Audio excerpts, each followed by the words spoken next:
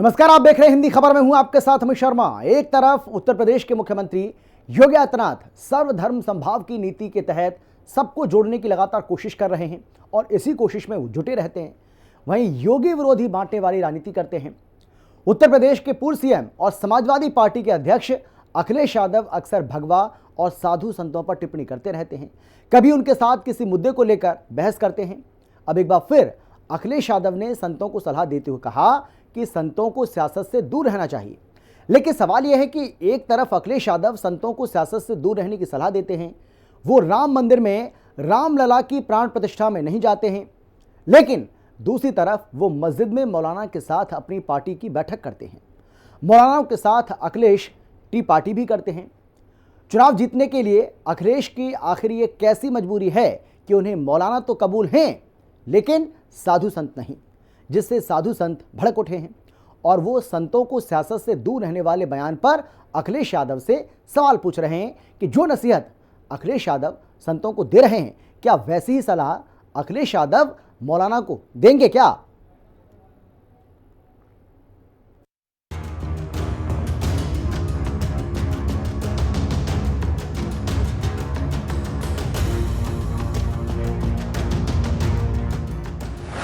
अखिलेश को मौलानाओं से प्रेम, संतों से नफरत। सनातन पर सवाल उठाकर 27 जीतेंगे अखिलेश। पहले मठाधीश, फिर अंडर टेबल कैश, अब सियासत में ना उलझे। अखिलेश यादव सिर्फ संतों को ही ज्ञान क्यों देते हैं? मजहबी खेल पर एक्शन, तभी इतनी टेंशन। योगी जाति जोड़ रहे, अखिलेश और उनके नेता तोड़ रहे। 2027 चुनाव से पहले उत्तर प्रदेश में धर्म की राजनीति चरम पर है। अखिलेश यादव की मस्जिद बैठक, कांवड़ यात्रा विवाद और सीएम योगी का बार बार बांटने वाली राजनीति पर करारा प्रहार। इन घटनाओं ने यूपी के सियासी तापमान को काफी ज्यादा बढ़ा दिया है। इस बीच समाजवादी पार्टी के अध्यक्ष अखिलेश यादव ने एक बार फिर से ऐसा बयान दे दिया है जिससे वो बीजेपी के साथ साथ साधु संतों के निशाने पर भी आ गए हैं। अखिलेश यादव के लिए मुसलमान और समाजवादी सियासत का उत्थान एक सिक्के के दो पहलू हैं और इन दोनों को साधने के लिए सनातन अखिलेश का सबसे बड़ा जरिया है। लिहाजा अखिलेश राम मंदिर से दूर रहते हैं, मस्जिद में जाकर खुश रहते हैं और मस्जिद में सपा सांसदों के साथ मीटिंग करते हैं। इमाम के साथ अखिलेश यादव टी पार्टी करते हैं और संतों को संदेश देते हैं कि सियासत से दूर रहें। आप भी सुनिए आखिर अखिलेश ने संतों को लेकर अब ऐसा क्या कह दिया जिससे यूपी में सियासी बवाल मचा हुआ है और अखिलेश बीजेपी के साथ साथ साधु संतों के भी निशाने पर आ गए हैं। मैं सभी संत स्वामियों से कहूंगा कि राजनीति में मत उलझो, क्योंकि देखिए एक मनु महाराज आए, सब गड़बड़ करा धरा उनका है, तो इसलिए मनु महाराज ने जो गड़बड़ किया उसको सुधारें, तब तो वो संत महान और प्रभु हमारे होंगे। अगर वो मनु महाराज वाली गड़बड़ी को भी दोहराएंगे तो हम कभी स्वीकार नहीं कर सकते। कोई आस्था है वो आस्था जोड़ती है और जो आस्था जोड़ने का काम करती है हम उसके साथ हैं। तो आस्था जोड़ने का काम करती है और इसलिए हम लोग हर आस्था पर आस्था रखते हैं। बीजेपी तो खुलकर धर्म की सियासत करती है, ये उसकी कमजोरी भी है और मजबूती भी। यूपी में सीएम योगी आदित्यनाथ खुले मन से अक्सर ये ऐलान करते रहते हैं कि सनातन का झंडा कभी झुकेगा नहीं। सावन मास में कांवड़ यात्रा में जिस तरह से उन्होंने पूरे प्रदेश में कांवड़ यात्रा की सुरक्षा और कांवड़ियों के स्वागत के लिए माहौल बनवाया, वो लोगों को नई ऊर्जा देने वाला रहा। जबकि विपक्ष कांवड़ यात्रा के दौरान भी मुस्लिमों के साथ भेदभाव और सरकार की मंशा पर सवाल उठाकर मुस्लिम वोटों के ध्रुवीकरण की कोशिश में जुटी रही, क्योंकि सनातन पर चोट, मुस्लिमों का वोट, मस्जिद से प्रेम, मंदिर से दूरी सालों से समाजवादी सियासत का यही कोर मुद्दा रहा है। मुझे तो लगा जो खुलकर किस्से बाहर आ रहे हैं वो इतने भयावने, इतने डरावने हैं। इन सब पर लगाम लगाने का एक तरीका है जो आदरणीय योगी जी कर रहे हैं। संविधान के दायरे में तुरंत एक्शन लेते हैं वो निडरता के साथ। अतीत को देखिए ना, अतीत बना दिया और कितने लोग हैं उन सबको उन्होंने मिटा दिया ताकि लोग कोई हिम्मत ना कर सके। और ऐसा ही शासन होना चाहिए। शासन का मतलब है कि भय, और भय ऐसा हो जो सबके लिए बराबर हो, और शासन ऐसा हो जब वो बांटते हैं, देते हैं सुविधाएं तो वो भी सबके लिए होती हैं, लेकिन शासन जब इस तरह की कार्रवाई करता है वो भी सबके लिए होता है। इसलिए योगी जी के रहते हुए इस देश में, इस प्रदेश में किसी को भी भयभीत होने की जरूरत नहीं है। ये भय का शासन नहीं, भाव का शासन हो, और वही वो करके दिखा रहे हैं। दिक्कत ये नहीं है कि अखिलेश मस्जिद जाते हैं, दिक्कत ये भी नहीं कि अखिलेश मुसलमानों से वोट वाली वफा चाहते हैं। दिक्कत ये है कि अखिलेश को सबको जोड़कर रखने वाले सनातन में खोट दिखता है, तभी तो उनकी आस्था के मुताबिक सनातन तोड़ता है और बस इस्लाम जोड़ता है। माना जा रहा है कि अखिलेश का संतों को सियासत से दूर रहने का संदेश अनिरुद्धाचार्य की बात का जवाब हो सकता है, क्योंकि पिछले दिनों अखिलेश यादव और कथावाचक अनिरुद्धाचार्य का 2027 का सड़क पर शास्त्रार्थ वाला वीडियो वायरल होने के बाद अनिरुद्धाचार्य महाराज ने अखिलेश यादव पर तीखा हमला बोलते हुए आरोप लगाया कि अखिलेश हिंदुओं से तो रास्ता अलग होने की बात करते हैं, लेकिन मुसलमानों से कहते हैं कि जो तुम्हारा रास्ता वो हमारा रास्ता। कि आज हमारे देश में क्या चल रहा है, बंटवारा, कि मैं ब्राह्मण हूँ, मैं क्षत्रिय हूँ, मैं जाट हूँ, मैं यादव हूँ, मैं गुर्जर हूँ, मैं ठाकुर हूँ। ऐसे ही तो मैं लड़के आपस में बिखर जाओगे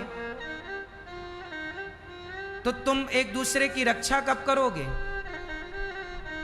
नेता ऐसे ही कहते रहेंगे तुम्हारा रास्ता अलग हमारा रास्ता अलग। सोचिए, वो नेता हमसे कह रहे हैं कि आपका रास्ता अलग हमारा रास्ता, वो मुसलमानों से नहीं कहते कि तुम्हारा रास्ता अलग हमारा रास्ता, वो मुसलमानों से कहते हैं कि जो तुम्हारा रास्ता वही हमारा रास्ता।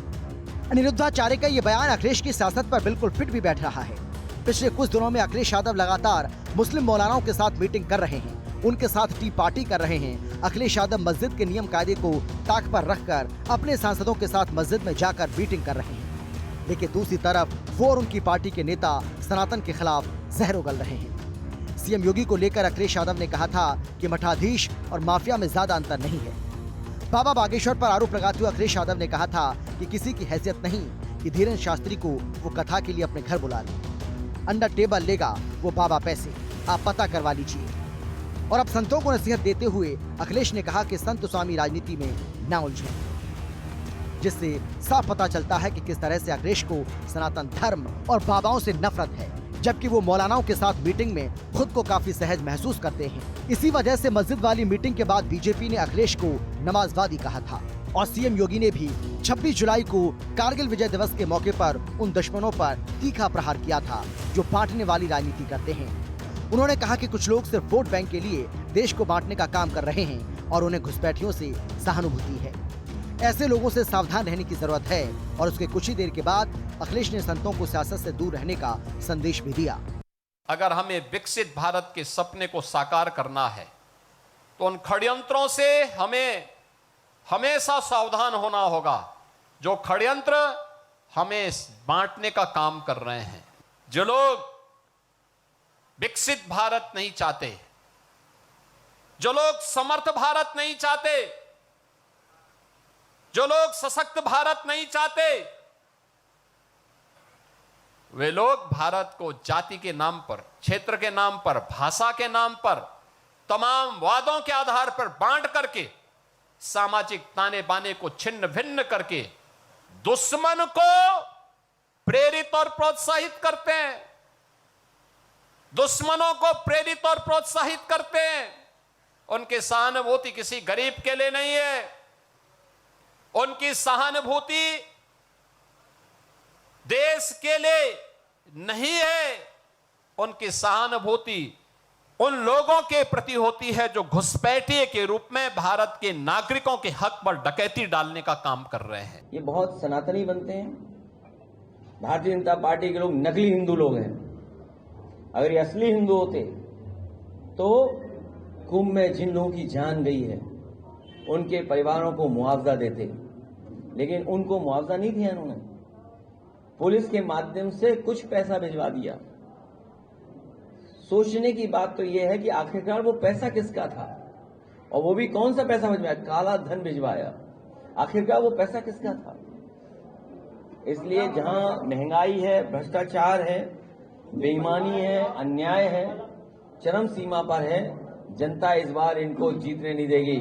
जनता तैयार है इनका हिसाब किताब करने के लिए। असल में ये सब खेल वोट बैंक की लड़ाई के लिए हो रहा है। सपा सुप्रीमो अखिलेश यादव को बखूबी पता है कि उन्हें 2027 के यूपी चुनाव में श्रवण वोट नहीं मिलेगा, इसीलिए वो 2024 के लोकसभा चुनाव से पहले ही पीडीए के बहाने बाकी जातियों को साधना शुरू कर चुके हैं। पीडीए का मतलब पिछड़ा, दलित और अल्पसंख्यक यानी मुसलमान, लोकसभा में अखिलेश को इसका फायदा भी मिला और सपा यूपी में 37 सीटें जीतने में कामयाब रही। यूपी में लगभग खत्म हो चुकी कांग्रेस को भी इस गठजोड़ का फायदा मिला और वो 0 से 7 पर पहुंच गए। अब 2027 के चुनाव से पहले सपा सत्ता में वापसी और कांग्रेस मजबूत भागीदारी के लिए उतावली है। बीजेपी को घेरने के लिए अब दोनों ही पार्टियों का मुख्य फोकस मुस्लिम वोटर्स हैं। बीजेपी के लिए यही मुफीद हो रहा है और वो विपक्ष पर मुस्लिम परस्ती का ठप्पा लगातार लगा रही है। जो लोग समर्थ भारत नहीं चाहते, जो लोग सशक्त भारत नहीं चाहते, वे लोग भारत को जाति के नाम पर, क्षेत्र के नाम पर, भाषा के नाम पर, तमाम वादों के आधार पर बांट करके, सामाजिक ताने बाने को छिन्न भिन्न करके दुश्मन को प्रेरित और प्रोत्साहित करते हैं। दरअसल यूपी में 20% मुस्लिम आबादी है। पश्चिमी यूपी में 26.21% मुस्लिम आबादी है। यूपी की 70 सीटों पर 20 से 30% मुस्लिम आबादी है।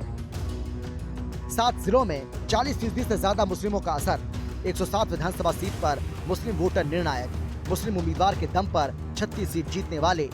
वो संतों और साधु महात्माओं को क्या नागरिक से अलग श्रेणी में रखते हैं? मेरा सवाल उनसे ये है।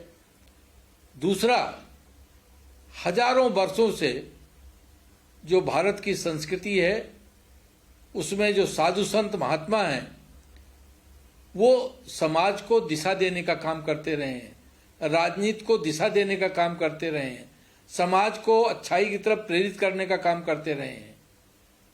यह हमारी परंपरा है, यह हमारी संस्कृति है। तो मुझे लगता है सपा मुखिया को जो भारतीय संस्कृति है, जो भारतीय परंपराएं हैं, उनका पहले अध्ययन करना चाहिए, फिर इस तरह के विषयों पर कोई टिप्पणी करना चाहिए। मुझे लगता है कि बिना जानकारी के इस तरह की टिप्पणी समाज में गलत संदेश देती है और उनको इस तरह की टिप्पणी को वापस लेना चाहिए। राष्ट्रपति जी ने जो बात कही है वो बहुत सोच समझ के कही है और इस पे बहुत तेजी से बात होनी चाहिए कि आखिर धर्माचार्य धर्म का प्रचार करेंगे या राजनीति में एजेंडा सेट करेंगे। अगर भारत के धर्माचार्य राजनीति में एजेंडा सेट करेंगे तो भारत की राजनीति इन धर्माचार्यों को एक्सपोज करेगी, फिर वो किसी भी पद पे बैठा कोई भी धर्माचार्य क्यों ना हो, क्योंकि आप धर्म का प्रचार नहीं कर रहे हैं। अब राजनीति में मनुस्मृति लगाना चाहते हैं और मनुस्मृति के माध्यम से ऊंच नीच, छोटा बड़ा, छुआछूत, अछूत, इस तरह की भावनाएं पैदा कर रहे हैं, लोगों के साथ अत्याचार कर रहे हैं। ये दुर्भाग्यपूर्ण है। माना जा रहा है कि अखिलेश के ये सारे बयान उनकी सोची समझी रणनीति का हिस्सा है। तभी तो अखिलेश कभी राणा संगा विवाद के बहाने अपने सांसद रामजी लाल सुमन को आगे कर पिछड़ा दलित को साधने की कोशिश करते रहते हैं। कभी इटावा के कथावाचक मुकुटमणि यादव के साथ मारपीट के बाद उन्हें सम्मानित करते हैं और बाबाओं पर निशाना साधते हैं, तो कभी संतों को राजनीति से दूर रहने की नसीहत देते हैं। अभी 3 दिन हुए हैं अखिलेश यादव मस्जिद गए, लेकिन अखिलेश यादव राम मंदिर में रामलला की प्राण प्रतिष्ठा में नहीं गए। अब संत समाज ने अखिलेश को संतों की नसीहत पर तीखी प्रतिक्रिया दी और पूछ रहे हैं कि जो नसीहत अखिलेश संतों को दे रहे हैं वैसी ही सलाह क्या वो मौलानाओं को देंगे? इतनी दुर्भाग्य की बात है, अगर साधु कोई सत्यवाद कर दी, सनातन की बात कर दी, हिंदुत्व की बात कर दी, राष्ट्रवाद की बात कर दी तो बीजेपी का एजेंट हो गया। मेरा निवेदन है कि माननीय अखिलेश यादव जी, आप जिन संतों को जानते हैं, मानते हैं, पहचानते हैं, जिनके प्रति आस्था है, निष्ठा है, श्रद्धा है, विश्वास है, उन संतों के ही चरण में बैठकर और महाराज मनु पे चर्चा कर लो, सनातन पे चर्चा कर लो, दूध का दूध पानी का पानी हो जाएगा। और आप जो बार बार सनातन पे टिप्पणी करते हो वो भी नहीं करोगे और हिंदू आपसे नाराज भी नहीं होगा। तो आप अपने बुद्धि को खोलो और संतों के चरण शरण में बैठकर संवाद करो। मौलाना मदनी ने जमीयत की बैठक बुलाई है दिल्ली में, जिसमें हमारे विपक्ष के नेता भी शामिल हुए हैं। यह देश का दुर्भाग्य है जो मदनी जैसे मौलानाओं के चक्कर में हमारे विपक्ष के नेता पड़े हुए हैं।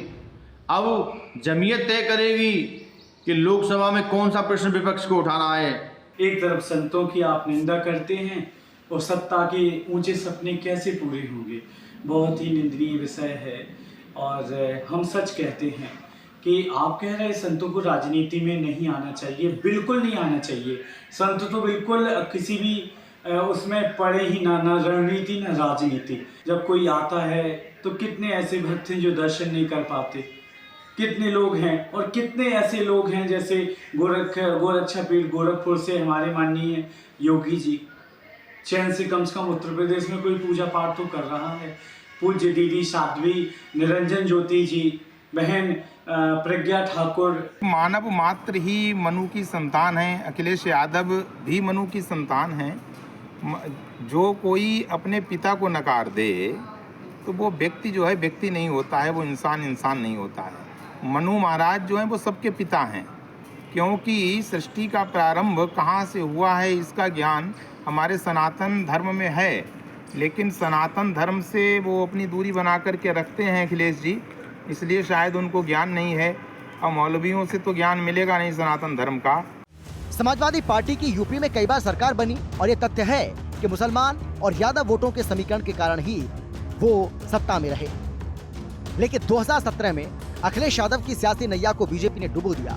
2022 में भी मुस्लिम प्यार और यादव वोट का गुणा भाग अखिलेश को बचा नहीं पाया, लेकिन मजबूरी नहीं सही, अखिलेश यादव ने सॉफ्ट हिंदुत्व को अपना लिया महाकुंभ में डुबकी लगाकर। लेकिन बीजेपी के हिंदुत्व वाली पिच पर अखिलेश टिक नहीं पाए और फिर राग वही धुन वही, मुस्लिमों का वोट समाजवादी पार्टी सत्ता की ओर। अखिलेश यादव के दिमाग में इस वक्त यही घूम रहा है। 2027 में यूपी का विधानसभा चुनाव है, उसमें समाजवादी पार्टी के लिए मुस्लिम वोट का काम और इसके लिए सनातन पर चोट, मुसलमानों से प्यार और सनातन पर प्रहार का समाजवादी इतिहास बहुत पुराना है। राम भक्तों पर गोली चलाने से लेकर गौशाला से आती दुर्गंध तक पसंद करते हैं, इसीलिए गौशाला बना रहे हैं। हम सुगंध पसंद कर रहे थे, इसीलिए त्रिपार्क बना रहे थे। समाजवादी लोग हैं, विकास खुशहाली चाहते हैं। कन्नौज में रहकर के हम लोगों ने भाईचारे की सुगंध दी है। ये जो भारतीय जनता पार्टी के लोग हैं, इनकी नफरत की दुर्गंध है। मैं तो कन्नौज के सुगंध वाले लोगों से कहूँगा, ये भारतीय जनता पार्टी की दुर्गंध को हटाएं। अभी तो थोड़ी हटाई है, अगली बार और हटा दो, जिससे कि कन्नौज का विकास रुका हुआ आगे बढ़ जाए। आप बताइए, दुर्गंध पसंद करते हैं इसीलिए गौशाला बना रहे हैं, हम सुगंध पसंद कर रहे थे इसलिए इत्र पार्क बना रहे थे। बताइए, ये सांड पकड़ रही है सरकार के नहीं पकड़ रही है? आप खुद जानते होंगे। नहीं पकड़ रही है, उसका भी पैसा खा जा रहे हैं। तो इसलिए हम लोग सुगंध पसंद करने वाले लोग हैं, इसलिए परफ्यूम पार्क बना रहे हैं। ये दुर्गंध वाले लोग हैं। सियासत और धर्म दोनों का मकसद लोक कल्याण है और उत्तर प्रदेश के मुख्यमंत्री योगी आदित्यनाथ इसके ज्वलंत उदाहरण हैं। लेकिन अफसोस, इसी उत्तर प्रदेश में सियासी चूल्हे पर धार्मिक सद्भावना और जाति फॉर्मूले को उबाला जा रहा है। इसकी आंच में अभी हाल ही में इटावा जला। समाज को जाति में बांटने वाले उस पॉलिटिक्स को पूरे देश ने समझा साजिश नाकाम हुई, लेकिन उसके भी सनातन विरोधी अपनी हरकतों से बाज नहीं आए और कांवड़ यात्रा के दौरान लगातार कांवड़ियों को बदनाम करने की कोशिश की गई। जिसके बाद मेरठ में कांवड़ियों पर फूल बरसाने के बाद सीएम योगी ने कहा था कि कांवड़ यात्रा में उपद्रव मचाने वालों की पहचान कर उनके पोस्टर चिपकाए जाएंगे और उन्हें उनके किए की सजा ऐसी दी जाएगी जिससे कि उनकी 7 पुश्तें याद रखेंगी, सहम जाएंगी। इस भक्ति और श्रद्धा को बदनाम करने के लिए कुछ तत्व लगातार कुत्सित प्रयास कर रहे हैं। पूरी कांवड़ यात्रा के दौरान जिसने इस पावन कांवड़ यात्रा को बदनाम करने के लिए कई उपद्रव का सहारा लिया है, तोड़फोड़ का सहारा लिया है, उनके सबके सीसीटीवी फुटेज हमारे पास है। हम लोग कांवड़ यात्रा सकुशल संपन्न होने के बाद उनके पोस्टर भी चस्पा करने वाले हैं, उनके खिलाफ बहुत सख्त कार्रवाई करने वाले हैं। हर कांवड़ संघ का भी दायित्व बनता है कि वे किसी भी ऐसे तत्व को जो कांवड़ की भगवान शिव की इस पावन यात्रा को बदनाम करने का कुत्सित प्रयास करके उपद्रवी के भेष में छुपे हुए हैं, उन्हें बेनकाब करें, उन्हें हर हाल में अपने आप से दूर कराएं। एक तरफ अखिलेश और उनकी पार्टी के नेता सनातन विरोधी बयान दे रहे हैं, तो दूसरी ओर धर्म परिवर्तन कराने वाले छांगोर और आयशा जैसे जिहादियों पर योगी का हंटर चल रहा है। उससे भी योगी विरोधियों की बेचैनी बढ़ गई है। देश के अंदर जिहादियों की फौज बेनकाब हो रही है। दिल्ली, इंदौर, बरेली, शाहजहांपुर, बलरामपुर, आगरा और देहरादून से धर्मांतरण के आतंक की टोलियों का पर्दाफाश हो रहा है। उत्तर प्रदेश तो धर्मांतरण के पंजे में पूरी तरह से फंसा हुआ दिख रहा है, लेकिन समाजवादी पार्टी इसका विरोध करने की जगह धर्मांतरण पर सियासत की चाशनी लगाने में जुटी है और विवादित बयान देने में माहिर रामजीलाल सुमन के मुंह के ताले भी अब खुल गए। राणा सांगा पर विवादित बयान देने वाले रामजीलाल सुमन धर्मांतरण के लिए हिंदू समाज को जिम्मेदार बता रहे हैं। सपा सांसद रामजीलाल सुमन ने धर्मांतरण को लेकर कहा, हिंदू धर्म में छुआछूत जारी तो धर्म परिवर्तन आगे भी इसी तरह से होता रहेगा। रामजीलाल सुमन ने कहा कि हिंदू धर्म में असमानता की वजह से धर्म परिवर्तन हो रहा है और हिंदू धर्म में धर्मांतरण करने से कोई माई का लाल रोक नहीं सकता। इससे आप समझ सकते हैं कि समाजवादियों की मानसिकता किस कदर जहरीली हो चुकी है। धर्म परिवर्तन की पूरी जिम्मेदारी हिंदू धर्म के ठेकेदारों की है। जब तक हिंदू धर्म में विषमता रहेगी, समता का भाव नहीं होगा, तो इस देश में धर्म परिवर्तन होगा, कोई रोक नहीं सकता। आपने धर्म बदल कर किसी की माँ को ही बदल डाला, ये क्या मतलब है? धर्म मजहब का पालन करो, जिसको करना है अपने अपने मजहब का पालन करो, किसी का कन्वर्जन मत करो, क्योंकि conversion is like a violence. धर्मांतरण एक हिंसा है, इससे मुक्त होना चाहिए। ये देश सबके लिए है, समाज सबके लिए है। अपने अपने धर्म का पालन करो। कोई भी अल्लाह हो या ईश्वर कभी प्रसन्न नहीं होते हैं अगर आप किसी के धर्म को बदलते हैं। धर्म में बदलिए, लोगों के दिल बदलने चाहिए और दिल भी देश के लिए खड़े हों। दल भी जो काम कर रहे हैं वो अपने अपने दल के लिए करें, लेकिन वो चुनाव तक, लेकिन चुनाव के बाद देश के लिए काम करें सब मिलकर। जबरन या लालच देकर धर्मांतरण कराना देश को लगातार खोखला कर रहा है। देश के 140 करोड़ लोगों को पता है कि जबरन धर्मांतरण समाज विरोधी है, देश विरोधी है। ये बात अखिलेश यादव को पता है, रामजीलाल सुमन को भी पता है, लेकिन ये सियासत है ना, ये जो ना कराए। तभी तो वोट बैंक की खातिर सियासतदान किसी भी हद तक जाने को तैयार हैं। अखिलेश यादव के चहेते रामजीलाल के मुखार बिंदु से निकले धर्मांतरण वाले विवादित बयान ने सियासी गलियारों की तपिश को बढ़ा दिया। धर्मांतरण पर अब तक बीजेपी मौन रहती थी, लेकिन अब वो रामजीलाल सुमन के बयान पर सियासी तीर चला रही है। अखिलेश यादव और समाजवादी पार्टी को चुनौती दे रही है। समाजवादी पार्टी एक सोची समझी रणनीति के तहत हिंदुओं के भीतर कैसे जातीय विभाजन हो, कैसे जातीय वैमनस्यता फैलाई जा सके, इसके लिए लगातार प्रयत्न कर रहे हैं। उनका पीडीए का पूरा फार्मूला भी इसी जातीय वैमनस्यता को फैलाने का एक उपकरण मात्र है। और जिस तरह से रामजीलाल सुमन धर्मांतरण जैसे एक समाज विरोधी नहीं बल्कि देश विरोधी मसले को वो हिंदुओं के भीतर जाति का मसला बताने का प्रयास कर रहे हैं। धर्मांतरण डेमोग्राफी चेंज करता है, ये देश के लिए खतरा है, देश की एकता अखंडता के लिए खतरा है। और धर्मांतरण करने वाले ऐसे देश विरोधी तत्वों को वो बचाने का प्रयास कर रहे हैं। वो हिंदुओं के भीतर इसको जाति विभाजन की बात कर रहे हैं। ये समाजवादी पार्टी की सोची समझी रणनीति है, लेकिन यह रणनीति देश के लिए बहुत घातक है। हम चाहते हैं, समाजवादी पार्टी चाहती है कि सामाजिक न्याय हो और सबको समान अधिकार मिले, सब लोग आर्थिक रूप से खुश रहें और अपने विकास की बात करें। जाति जनगणना इसीलिए हमने प्रपोज की है कि जाति जनगणना और सबको अपनी जनसंख्या के हिसाब से अधिकार मिले। बाकी अन्य उनकी कोई भी टिप्पणी किसी परिप्रेक्ष्य में होगी। हम अभी इस व्यवस्था को बदलेंगे और 2027 में अपनी सरकार बनाने में लगे हैं, जिससे कि जनता का हम काम कर सकें। उत्तर प्रदेश में विधानसभा चुनाव होने में भले ही अभी 21 महीने का समय बाकी है, लेकिन अगले साल पंचायत चुनाव होने हैं। ऐसे में 26 और 27 दोनों की बिसात अभी से बिछाई जा रही है। सभी प्रमुख राजनीतिक दलों ने अपनी तैयारियां शुरू कर दी हैं। रणनीतिक स्तर पर काम किया जा रहा है। यूपी की पूरी सियासत हिंदू मुसलमान के पेच में फंसी हुई नजर आ रही है, लेकिन बड़ा सवाल यह है कि क्या सनातन पर सवाल उठाकर अखिलेश 27 की सियासी लड़ाई जीत पाएंगे? हिंदी खबर की स्पेशल रिपोर्ट। और एक बड़ी जानकारी आपको देते हैं।